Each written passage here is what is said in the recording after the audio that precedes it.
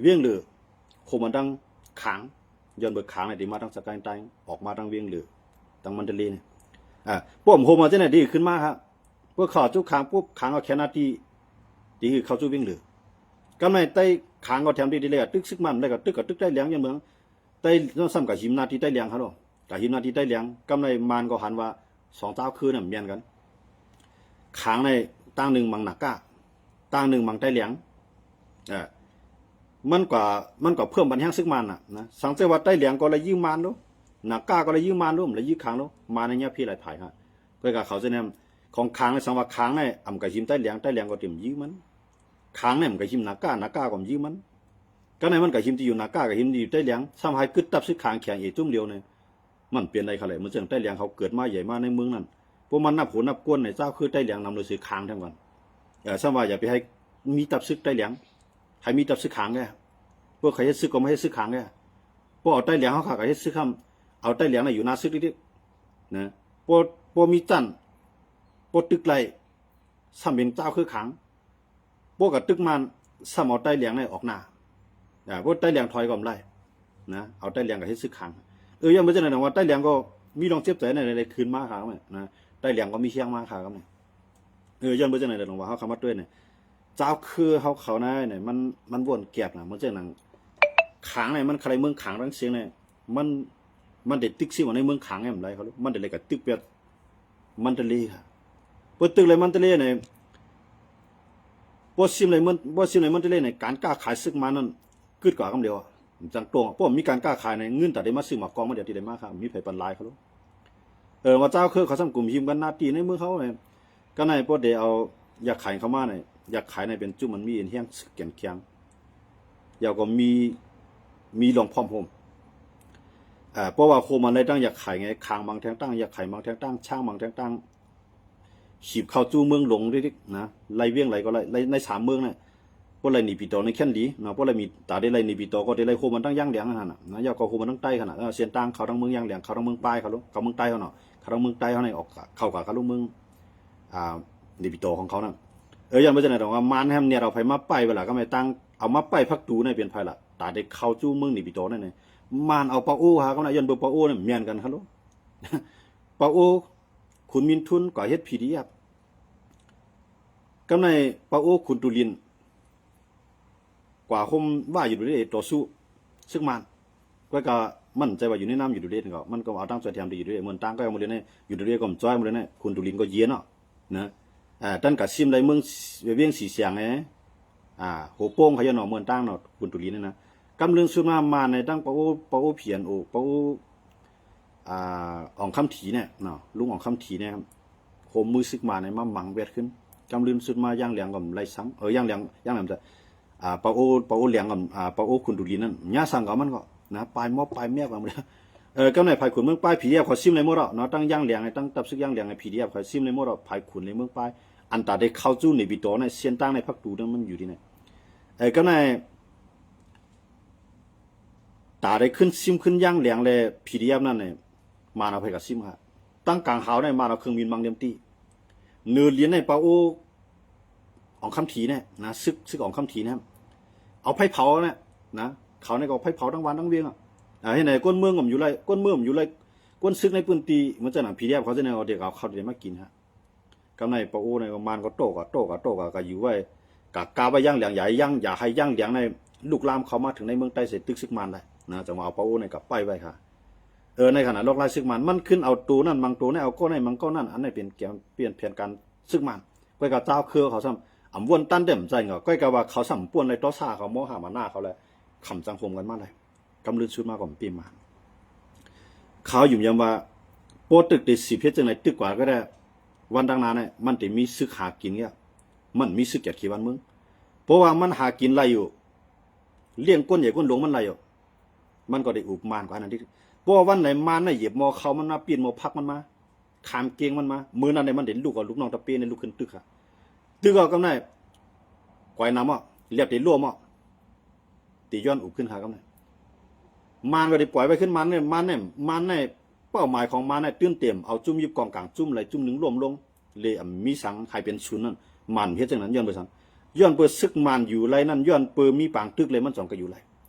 ซึกมันในเมืองใต้ก็หลีขังช่างย่างมอนก็หลีอันตีเขาอยู่ในเมืองในซึกมันนะเพราะมีปางตึกเนี่ยย้อนเงินเขาในศูนย์กลางมากองในเขายี่กะว่ากะเปลี่ยนโดยให้ออกเมียกนะกำในเขาโหลมีตารางมันว่าเสียงกับกะหือใจกับเกินในปางตึกกันได้ใจหมอกมักเพราะว่าเป็นลงบองซึ่งหนึ่งอันในกองกลางมันถูกกับกะหือเนี่ยมันจะมีตารางหมดค่ะนะมันถูกกับกะหือเยี่ยวก็กองกลางอันนั้นมันมีหนามปาดมันหมดว่าอยู่ในตับกองไหลตับจุ่มไหลมีหมดครับก็ในมาในบางอันก็มาในซึกตั้งใจมาในบางโก้เนี่ย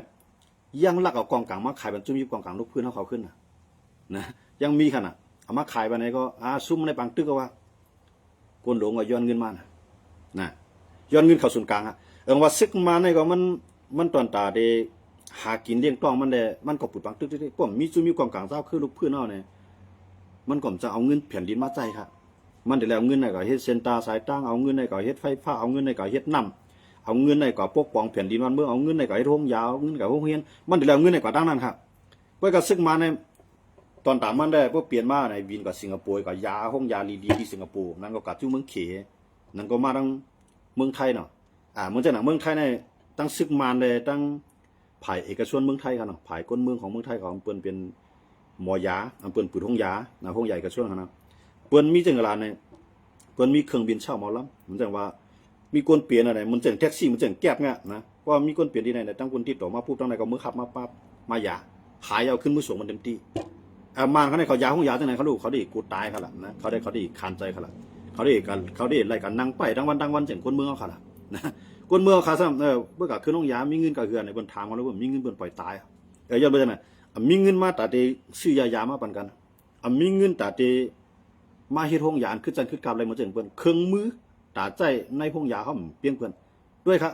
ว่าก้นอะไรมันจ้วอะไรชัดเทก็เยอะเพราะมันมีเงินมันยาในเมืองเขาปลายออกต่างยาต่างเมืองนี่เนี่ยอย่างมันเครื่องมือมันพร้อมครับเมืองเขาเครื่องมือมันพร้อมนะพวกเปลี่ยนเนี่ยหายก็ตายไม่สองเมียก็เอาได้ยาแล้วหยาบนะใกล้ปล่อยกันตายเมืองเขายังไม่จังไรดังว่าเงินในเข้าในนำหนาในเมืองตุงตู้เนี่ยกล้าขายต่ออินเดียต่อ1 ปีเนี่ยผู้หลายแสนล้านกล้าขายต่อเขตต่อ1 ปีเนี่ยผู้หลายล้านไล่มานำหนาค่ะกล้าขายต่อสิงคโปร์กล้าขายต่อมาเลเซียกล้าขายต่อไทยไล่เงินในตั้งนำตั้งหลายในเมืองเขาเนี่ยกำไรขวัญเนี่ยก็เก็บนะกว่าที่ไรมีกิ๊กที่นั่นมีกิ๊กที่ไรจ่ายเงินที่นั่นเลยก้อยกำเข้ามาในศูนย์กลางแผ่นดินเอาค่ะเข้ามาเป็นเงินแผ่นดินก้อยกับเพื่อกับจ่ายบัญชีก็ไอโคนาเย่เอากับกินเพื่อกับจ่ายบัญชีก็ไอโคนาซึกเอากับกินเช่นนั้นไงนะเพื่อกับจ่ายบัญชีเจ้าคือก็เอากับกินจะเอามาปกป้องแผ่นดินค่ะเมืองค่ะตรงว่าเมืองสัตเทเย็นเป็นเมืองกวาดผ่านค่ะนะเมืองเขาคันเป็นเมืองสัตเทเมืองเกี่ยวเสียงยาตนาเงินข้ามในนำเลยเบื้อละนะเสียงลงเขาในอันเข้มที่สุดเป็นเสียงเมืองผมตุ้มตัวค่ะนะออกที่ภาคกาคันใหญ่ที่สุดเพียดกาคันนั้นผมไล่ขนาดเนาะ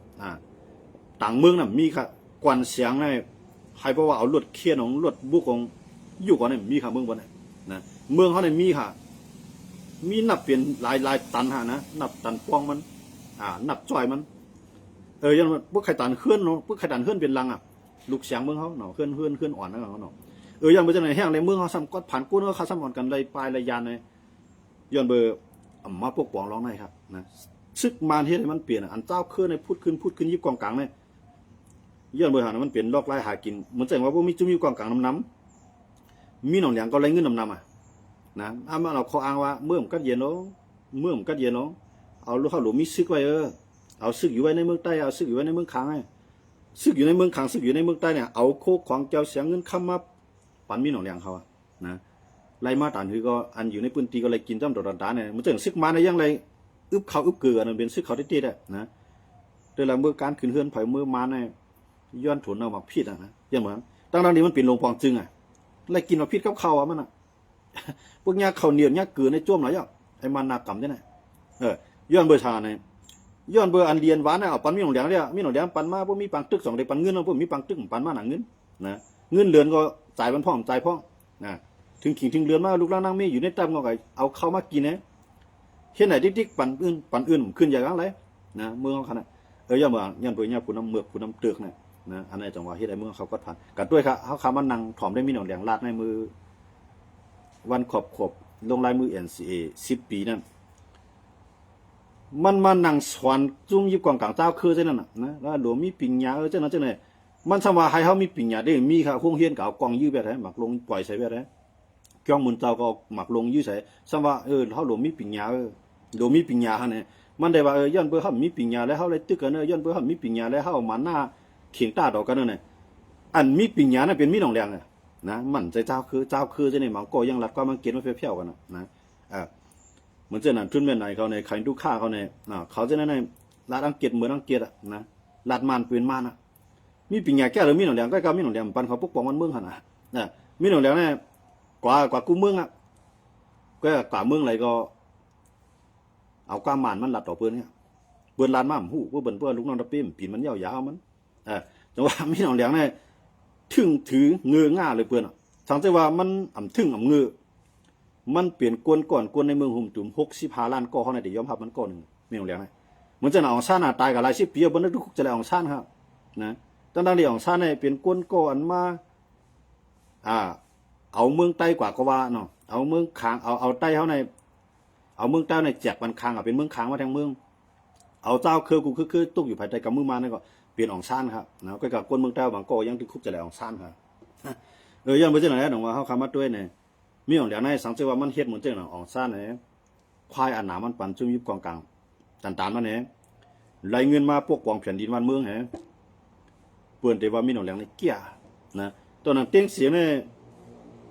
อุปึงพองงามวันเมืองเนี่ยเตียงเสียง5 ปีคั่นเนาะเตียงเสียงใน5 ปีเตียงเสียงเนี่ยมันก็เป็นซึกมันล็อกคาบไปก่อนนะเป็นซึกมันล็อกคาบก็ว่าเตียงเสียงเนี่ยมันกับอุปเจ้าคือมันเป็นซึกก็มีอาณาพวกอุบในก็ตุกลวงเอาเฮ็ดจ้อมไรนะว่าเจ้าคือก็เขาคำมาตัวอยู่จังมันจึงเมืองใต้เนี่ยมื้อนั้นในมือปานเตี้ยงเจียงไปขึ้นมาในตีลินนะครับขายปันกันหลายคั่นแหละมื้อนั้นก็ย้อนเฮ็ดไทยดีในก็ย้อนเฮ็ดสวนดีในนะเฮามื้ออยู่ในเวียงก็เปิ้นในเวียงก็สุขภาพก็อยู่ได้ผังนู้นผังในเนี่ยว่าหลังมานั่นแล้วค่ะวันนอกทั้งหลายขายปันกันนะในเวียงในกายใหญ่คันลงฮะแตกว่าให้ขายปันกันฮะเนาะย้อนบ่อย่างกวนเมืองน่ะมันอยู่อย่างว่าวันเมืองติเลียอันเปิ้นมีเงินไว้ดังนั้นมาลงทุนลังซื้อที่ดินเอาไว้ขายกินมันมื้อหน้ามันหือใจร้ายน่ะว่าสิเตียงเจียงขึ้นมาเอาซ่านสุจิขึ้นมาแทงก็ที่ดินในกาขันสูงขึ้นกวนในก็อ่อนกันอันอยู่นอกเมืองจังนั้นก็มือซื้อที่ดินเหมือนจังนั้นปอดลาเซลว่าปอดลาเซลในได้ขายนางเบิ่นของปอดน้ำจางปอดตวนตีว่าจังได๋ต้องกี้หั่นนะจังได๋ขายกายใหญ่คันลงก็มีหนองแหลงมาปุ๊บยึดอำนาจเอาซ่านสุจิกำเนิดส่วนมาตีเลียนเนี่ยปันกันลายมีคนเฮ็ดน่ะครับเนี่ยอันไหนคั่นน่ะมันอยู่ดีว่าออกผู้นำมันว่ามันลำลองเตี้ยๆนะเที่ยงแล้วมีไผใครมื้อซื้อดินอยู่ล่ะจ้อมแขบเวียงเนี่ย1จำตับ1แค่นใครอยู่เอามาแล้วโกนมื้อซิมน่ะนะมึงกูบอกได้พลาอยู่บ่ห่างไกลตับเนี่ยเหมือนตั้งว่ากัดเย็นน่ะมีไผมาเก่าตีเลียนในกายใหญ่คันลงครับนะจอมวันนอกหน้าปางก็ตรงให้ตรงหน้าเนี่ยขายบันกันกายใหญ่คันลงนับเงินหัวปากแสนมันค่ะมื้อนั้นก็กับวันมื้อนั้นปันเฮ็ดหลายมันเคยมีคนเฮ็ดค่ะย้อนว่าผู้นำมันว่าเนี่ยเพราะว่ามัน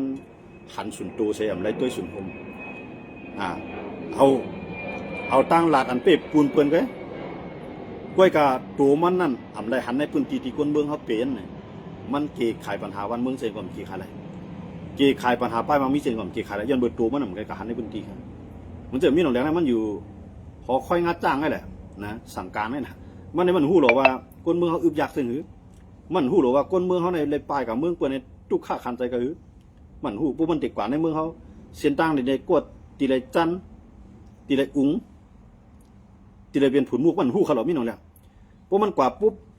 เดี๋ยวมาลงที่ไหนอ่ะเนี่ยมันเบื่อเครื่องบินมันกว่าลงเอากินคารีพักหวานขึ้นมากขึ้นเงี้ยก็ในพวกหล่อมลีมันแฝงพัดลาดขนาดพวกลาดปุ๊บปวดไปได้เกี่ยวไปได้ใจลงลายไหนเขาแล้วพวกลีที่เดียวพวกมาเนี่ยในก็แค่หน้าเจ้าป้ายมามีเนี่ยก็แค่หน้าเจ้าก้นเมืองก็อยู่ดีก็เดียนหน้าเจ้าเนี่ยลองลีมาลาดเนี่ยมีหนองเหลียงเนี่ยผู้ลองตีมั้ยครับนะเป็นคุณเอาค่ำอยู่ในหอคอยงาจ้างมีหนองเหลียงย้อนไปจังนั้นเนี่ยเมืองเขาคานาเนี่ยอำขึ้นใหญ่ร้ายกวนเขาคานามีปิญญาเนี่ยกวนมีปิญญาเนี่ยพวกอยู่ในเมืองเขาค่ะอำจังเอาปิญญามันมาใส่ตื้อไรการเลยออกนอกเมืองได้ก่อนเด็ดจองเด็ดจังเอาปิญญามาใส่ตื้อไรพวกอยู่ในเมืองเขาเดี๋ยวเอาปิญญาเขาก็ใจดีเลยครับการเหตุการณ์นั้นได้เนี่ยก็ก้อนนั้นเก็บขวานก้อนนั้นเก็บขวานก้นเก็บขวานในนำเลยก้นเฮ็ดนะต่อให้มันมีเงินดันนึงก็ว่าจ่ายบันไดจุ่มน้ำจ่ายบันจุ่มปุ่นก็จุ่มมันก็เก็บไปเท่านะมีปิญญาก็มาจังมาใจมีเงินไหนก็ ตั้งใจตั้งกลัวนะเพราะว่าหัวมีเงินเปิ้นมาเอาแทงมาลักแทงมาจวนแทงแต่ว่ามีเงินเราก็ไปอุ่นใจได้ติๆยันบ่สังขารเปิ้นเมืองแต่เฮาอยู่แต่เมืองไทยเนี่ยมีเงินเขาใครก็เลยหมดนะมันมีเงินอยู่จอมปักเปิ้นลังเมืองเฮ็ดเอาเลยหมดเปิ้นได้เปิ้นกัดเย็นเมืองเฮาเนี่ยมีเงินเอาเฮ็ดเฮือนของแคมกำบ่ได้หมักลงปล่อยใส่ไว้แต่ว่าอันจะได้เนี่ยเฮาขาดซุ่มมาย้อนบ่จังแล้วเนี่ยนั้นตับซึกเทียนไอ้ซุ่มกับเวียงสีป้อเนี่ยอำใจปอกกำลังชุดยาก็เตรียมใจปอกกันทั้งชุดตึมเต10เที่ยงเวียงเมืองกุดพี่น้องเวียงเมืองกุดเขาหางยันตอโคตอเลี้ยงไว้ทานในลีดีสุดอันมีกายอย่าคันลงซะนั่นก็เอาไว้จำตัวละเสกซึกมันตึมเตซิมขึ้นนะซึกมันในพวกมันตามันได้ซิมในมันได้ใจตั้งกลางหาวเป็นใหญ่ยาก็จ่องก็เอาเฮียงซึกจอมลีในเข้ามันย้อนเบิกก้นมันอีลงมีหนองแหลงในก้นมันอีลงแล้วมันได้ลวดลองสุนเสลองลู่ซุ่มของมันน่ะมันได้ให้มันลู่ซุ่มอีที่สุดย้อนมาจากนั้นเดี๋ยวเครื่องบินในเคปืนตีเอาดวนในขึ้นมาใจเป็นส่วนใหญ่อันนั้นได้ก้นเมืองในเต็นหนาเฮียงไว้ครับย้อนมาจากนั้นต้องว่าอันนั้นได้พี่น้องก้นเมืองใต้เฮาเนาะเมื่อเดี๋ยวนั้นซึกมันได้ซิมไรเวียงสีปอกว่ามือว่าเนาะซิมไรเวียงสีปอกว่ามือว่ามาเมื่อไหร่ก็ซึกมาในเด็กกับมังทั้งเมืองกุดแท้นะที่อันซิเมืองกุดยาวกว่าเมืองมิดนะเพราะอะไรเมืองกุดเมืองมิดนั่นแหละอันซึกมาได้ซิมันต้านแล้วได้เป็นเมืองกุดนะยันบ่าเมืองกุดเนี่ยมันมีผีที่ยับจ้อมเนี่ยกำในเมืองกุดเนี่ยผีที่ยับไปที่ไหนนี่ก็เตรียมปล่อยง่ายยันบ่ามันเขาก็มีเสียนเดียวอันที่มันจำเมืองมันได้นั่นอันที่มันจำเวียงหรือแล้วนั่นเขามีที่ไหนก็พวกเขาได้ถอยไปที่ไหนปุ๊บเนี่ยถอยเมืองกุดถอยเมืองมิดยาวเนี่ยยาวแต่ได้เข้าจู้เวียงหรือเนี่ยนอนฝันนะอันนั้นก็ว่าที่ไหนตั้งผีเดียก็เขาก็ได้เก็บเคเต็มเตี้ยที่นั่นเนี่ยก็ว่าเรียบตีระยับไว้ตาได้แก่คิดได้แน่ตื้อตังมันอีแห้งน่ะมันเนี่ยมันใจลอกไล่เนี่ยตั้งหนึ่งในก่อนบางตั้งนำสันได้ที่แข้งตั้งหนึ่งในเพิ่มยังซึกใส่หนังคือตั้งนำสันก็เดิมจังเข้ามามันดีไหมนะเดียก้อยการนำคำในมันเดี๋ยวไว้กำลังสุดบนน่ะนำคำในเวนมันยันเบอร์มันจำขี่มันเดี๋ยวไว้กำลังสุดๆอ่ะนะมันเดี๋ยวไว้กำลังสุดก้อยกว่าอ่อนดังสุดเลยกว่าดีเสียงปีในปี2 เฮง25ได้เมืองกุดเมืองมิดนำตูเจนได้มันซึกมันเดินเดี๋ยวอ่านเอามาขึ้นยาวก็กดขายแสนวีอันในเป้าหมายของมันภายในปี2025ครับเนาะอันนั้นได้ที่ไล่ๆนะอยู่ที่เจ้าเครือเขาต้องที่มีรองพ่อมกันพอเจ้าเครือเขามีรองพ่อมันขึ้นมาก่อตั้งจุ่มพร้อมรวมในการต่อสู้ขึ้นได้ก็ได้ขึ้นเขียงตาอะไรซึกมันทั้งกำนึงเพราะว่ามีปล่อยเทียนในจุ่มเดียวนั่นได้นับวันถอยหลังมันก็วันอย่างกล่าวกว่าตั้งหน้ามีอันนั้นก็เอาลองเอารายการเมืองใต้เขาเสด็จมาต่อไต่คันนี้กันเนี่ยวันมื้อนี้ก็ยินชมขอบใจนำพี่น้องเขาผู้ก่อตีมาปัญหากันตั้ง Facebook คั่นเนาะเฮาข้ามมายากันก็พึ่งแล้วมันก็บ่ลืมกันเนาะคั่นใน Facebook ในคั่นนะก็ทั้ง TikTok กำนำในที่ก็ทั้ง TikTok กำใน TikTok เนี่ยมึงว่าคาลัดเกี่ยวกับลองเมืองไทยอีดอ่อนเนี่ยอันว่าความว่าสยามว่าเสียนว่าสังสิงนั่นเนาะมันว่าTikTok ว่าค่าในเปลี่ยนก้นนั้นสอส่วนเฮ็ดให้มีลองสร้างเพียงกันนะครับว่าในเขาที่เขาเตรียมมานั่นคั่นนะถูกระงับนะครับว่านะยันว่าจะใน TikTok คันเดียวกับที่คาลาดว่าสยามในมื้อจ้างเปลี่ยนสยามกำลืนมาไทยในมีเฮียงไอ้ไทยในขึ้นอื่นสยามนั่นน่ะของ TikTok นั่นมันเปลี่ยนไทยเขาก็กุ้มไว้คั่นน่ะเขาไทยเขากุ้มไว้อยู่เต็มๆของเขก็กลับมาอยู่ในเมืองไทยก็มันอยู่ภายใต้อาณาของไทยเขาด้วยนะครับต้องว่าอันนี้ก็เฮากับรัฐป้าลองไทยTikTok นี่ก็แบนแบบเนาะยาแบบของข้าเนาะลังเงาไปนะครับเนาะคือดูแบบอันนั้นก็ตีไล่ขึ้นก็บอกวันที่20ค่ะนะตีไล่ขึ้น TikTok นะตีใจไล่ขึ้นก็บอกวันที่20อันนั้นก็เอามาต่อแต่คันพี่น้องเขาค่ะเนาะเฮ็ดหลายก็พี่น้องเขาวนว่าอย่างจะจอมมาทาง TikTok สัมติวันไหนก็มีค่ะเนาะยันบ่เช่นนั้นเลยอันนั้นเหมือนในมาใน Facebook ค่ะเนาะมาใน Facebook เพราะว่า TikTok เนี่ยมันเขาว่าอย่างมันใจปิดใจปอดนะครับลัดเมียนลายไงเบียนเนาะยาแบบคำเดียวค่ะนะกึดแบบคำเดียวครับนะอันนั้นมันเตะในว่า TikTok ในความมาตายเนี่ยมันใจอะไรกับลาดอะไรเขาลองใกล้กับคำใกล้ลาดนะเขาก็ใกล้ลาดลองตายนะเพราะไทยเขาได้คำว่าตุยในเขาลงนะเขาสำหรับซื้อเขาเลยเนาะยันไม่ใช่ในเรื่องว่านี่ก็เขาก็ได้ไล่อันนี้ก็เขาก็ติเกี่ยวไปก็มันละเมิดสิทธิ์เขาเนี่ยค่ะเนาะมันป่วนเปลี่ยนศูนย์เขาในกับความหมายของที่อัน TikTok แบนเขาคือจังเป็น TikTok ครับเนาะยันไม่ใช่ในวันได้ก็บางอย่างทาง Facebook ในพี่น้องเขาก็เตรียมพอมีน้ำยันเพราะว่าไล่ทบยากกันใน Facebook เนี่ยมันถึงนานอาลานั่นขนาดเนาะอาจจะเห็นก็ยินชมที่พี่น้องเขาไปลืมกันเนาะที่คำว่าปัญหาใน Facebook ในก็เป็นอย่างยินชมขอบใจนำกูก็ขนาดเขาจอยติดตามบันในของ YouTube ก็ไล่ขนาดใน Facebook ก็ไล่ในขนาดอันนี้ก็ยินชมขอบใจนำพี่น้องผู้ปัญญาเขากูก็กูสาวขนาดวันเมื่อในก็ย้อนในตรงตักไม่สูงกันกูก็เสียกรรมขะไม่สูงครับพี่นักเกี่ยวป ปันเฮียงอยู่ค่าในคณะเอาค้างยินจมครับเวลาเกี่ยวกับระยะกันก็คือไงเอาค่ะเนาะปันเฮียงอยู่ค่ะเอาค้างยินจมครับ